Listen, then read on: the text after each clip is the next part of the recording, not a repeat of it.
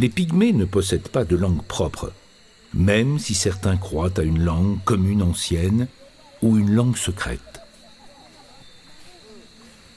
Il est plus probable qu'ils aient, tout au long de leur histoire, adopté la langue de leurs voisins. Aujourd'hui, dans cette région du Nord Congo, ils pratiquent celle des Bantous.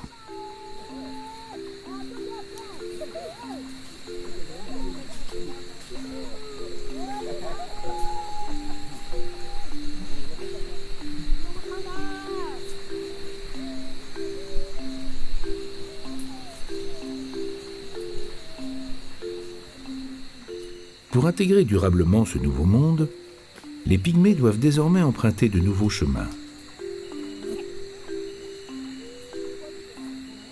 Ils partent du principe qu'ils sont tout autant congolais que les Bantous, acceptent le changement imposé par la vie moderne et sont bien décidés à faire valoir leurs nouveaux droits. Nous sommes très différents de nos aïeux. Par exemple, aujourd'hui, il faut que nous envoyions tous nos enfants à l'école puisque les Bantous se moquent de nous.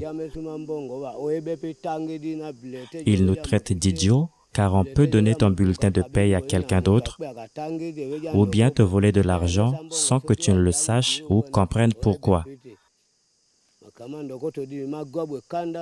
Cette situation nous a énervés et c'est pourquoi nous avons décidé d'envoyer nos enfants à l'école. Comme ça, on ne pourra plus nous tromper et puis de cette façon, nous serions mieux reconnus à l'avenir.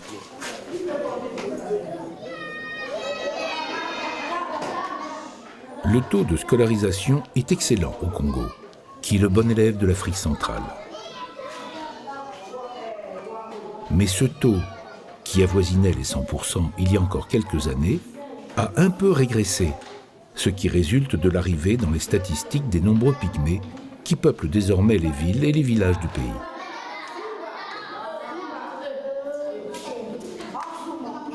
Avec le soutien d'ONG, des écoles exclusivement réservées aux Pygmées voient le jour.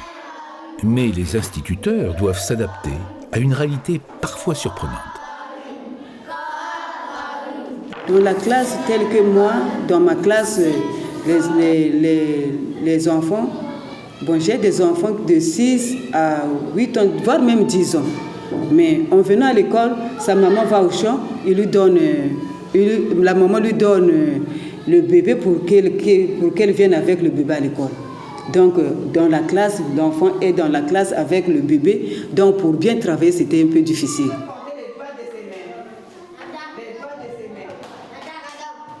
Encourager les Pygmées semi-nomades à fréquenter l'école, c'est leur offrir la possibilité de communiquer efficacement avec le monde extérieur et de valoriser leur science de la nature.